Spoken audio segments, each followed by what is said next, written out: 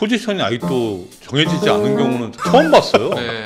뭐 우익수인가? 일루수인가? 포수인가? 캠프 때 포수 준비를 한다고 그러잖아요. 이것도 좀 갸우뚱해요. 저는. 지금 강백호 선수의 포지션이 어디다라고 했을 때 딱 떠오르지 않잖아요. 우리가 이제 속대 표현은 빠따 하나는 괜찮은데 네. 어디다 써야 돼? 수비는 약하잖아. 이런 인식이 있었던 게 사실이죠. KT가 그래도 지금 올해 다크호스거든요. 네. 강백호한테 리스크를 감수한 선택을 할까? 이 포수는 아무리 강백호가 천재형의 선수라고 해도 이 경험치가 중요하거든요. 최대한 해봐야 일주일에 2경기? 그러면 백업이잖아요. 포수 연습을 시키는 의도는 뭘까요? 없으니까요. 없으니까. 그러니까 왜 마땅한 자리가 없으니까.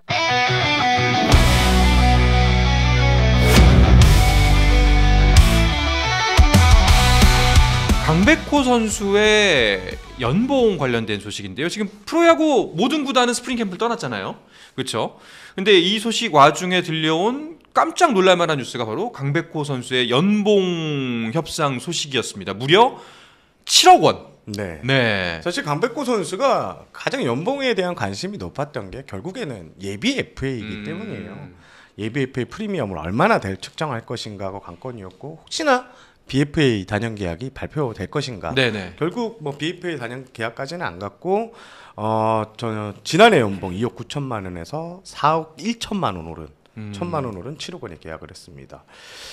일단 뭐 KT 같은 경우에는 강백호의 지난해 활약을 일단 인정했다. 네. 예비 FA 이런 부분을 떼놓고 보면 일단 강백호 선수가 2년 전에는 상당히 좀 부진했습니다. 이름값에 걸맞지 않은 활약을 선보였는데 지난해는 144경기 정경기에 출전을 했고요. 타율은 2할 8푼 9리 조금 아쉬웠는데 홈런 26개 96타점 뭐 압도적이라고 표현할 수는 없지만 강백호 선수가 지난해 뭐 여러 포지션 특히 포수까지 소화하는 등 다양한 포지션에서 공헌을 했다고 보고 여기에 타점이나 홈런 같은 경우에도 강백호의 거의 한 8, 90%에 걸맞는 이런 성적을 냈습니다. 결국 이런 모습들이 인상 요인이 있었다 이렇게 보시면 될 것 같습니다. 네.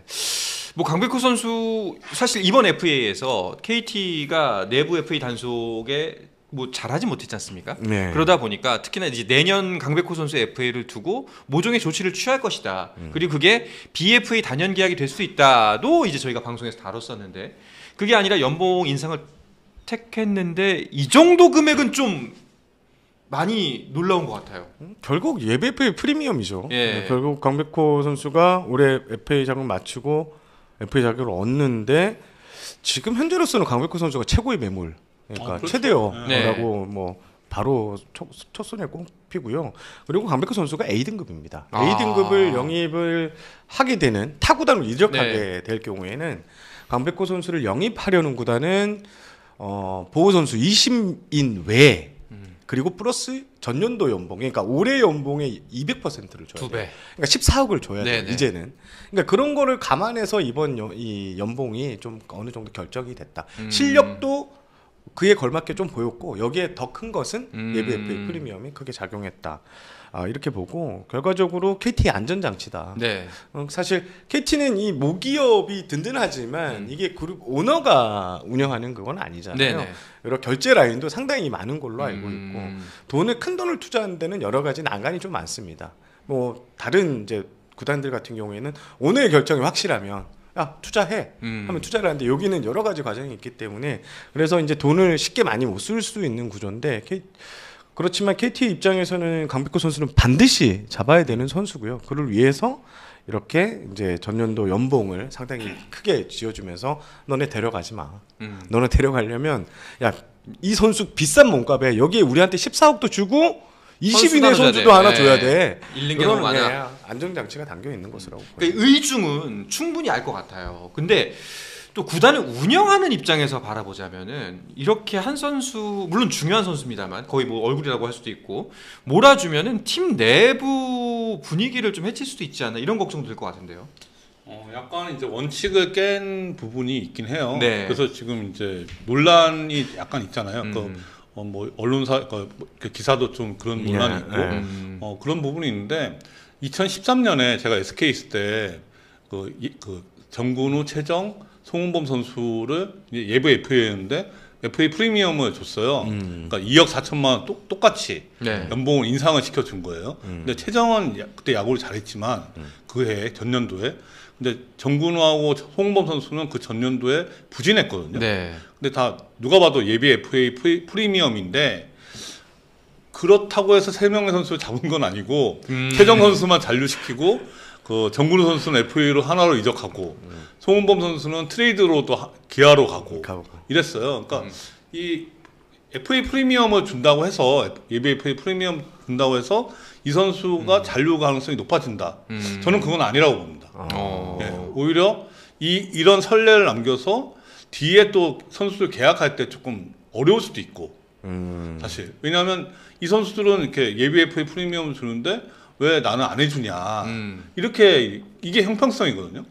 근데 이것도 참 선수마다 그러니까 무슨 A급, S급 그런 선수는 해주고 B급은 안 해주고 아예 안 해주고 이렇게 하면 불만이 생길 수밖에 없잖아요. 그렇죠. 생길 수 있죠. 충분히. 네, 그리고 저는 KT가 지금 강백호 선수한테 이렇게 예비 FA 프리미엄을 준 게 안전장치로 해석하는 게 아니고요. 저는 다른 각도로 생각을 하고 있습니다. 어떻게 해요? 뭐냐면 강백호 선수가 22년, 23년 되게 부진했잖아요. 작년에 약간 반등을 했지만 그래서 22년에 연봉이 삭감됐어요. 네. 그때 이제 연봉계약 갈등이 있었잖아요. 네. 구단하고 그 다음에 이제 동결되고, 그러니까 이런 서운함을 갖고 있을 거라는 거예요. 이 선수가.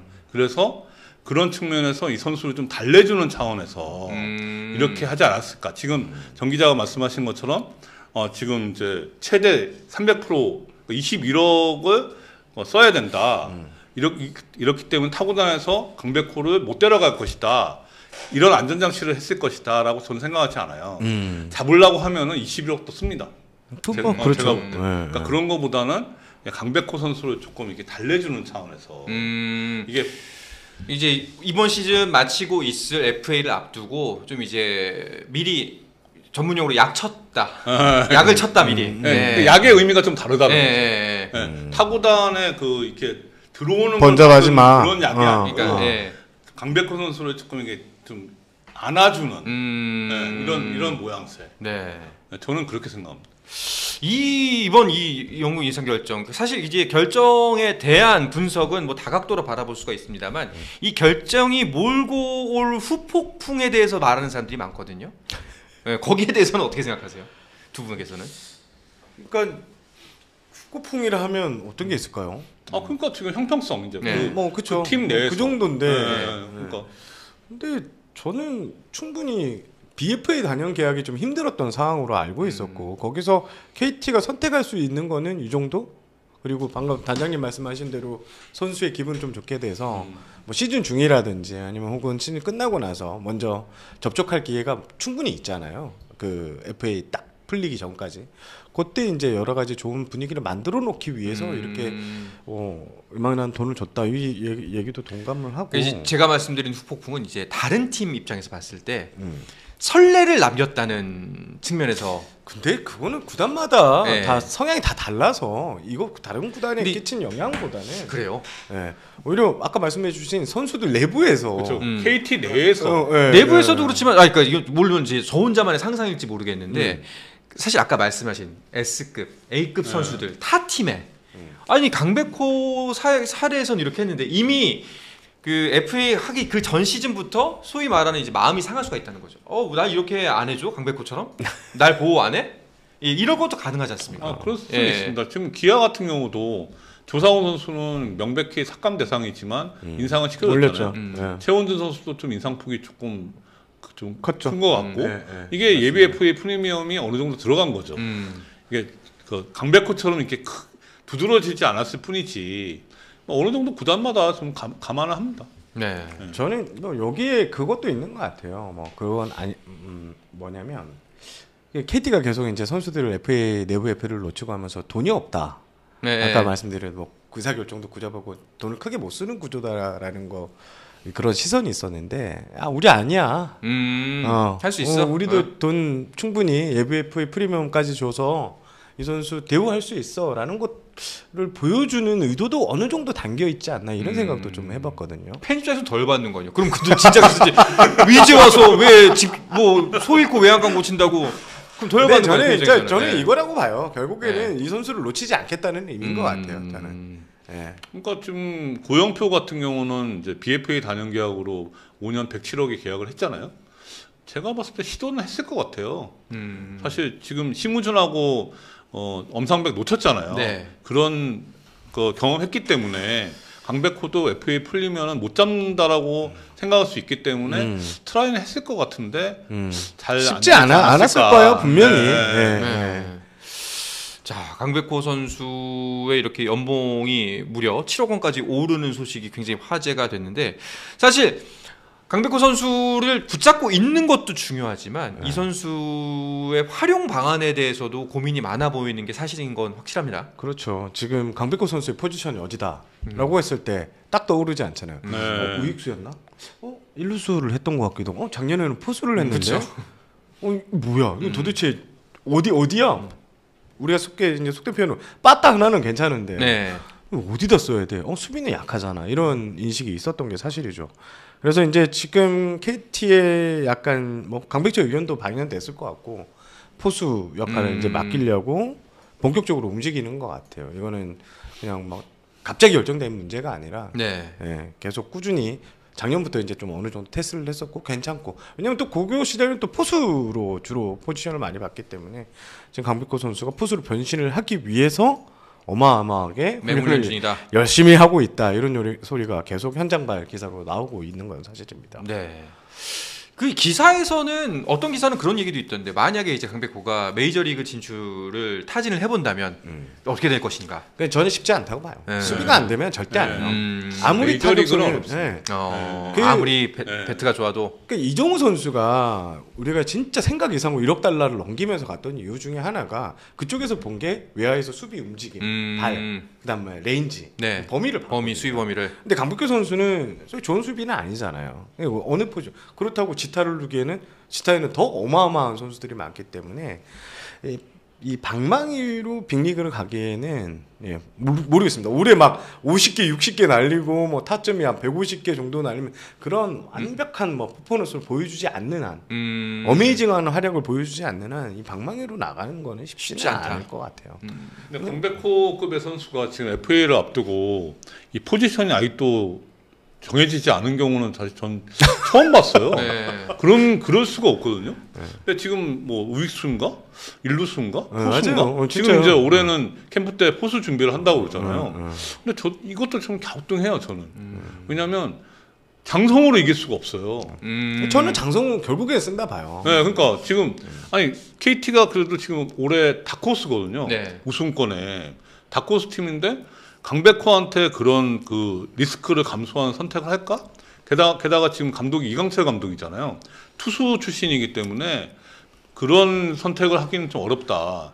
이 포수는 아무리 강백호가 천재형의 선수라고 해도 이 경험치가 중요하거든요. 이게 뭐 송구, 뭐 브로킹 이런 거야 하겠지만 기본적으로 경기 운영은 시간이 많이 걸립니다. 네.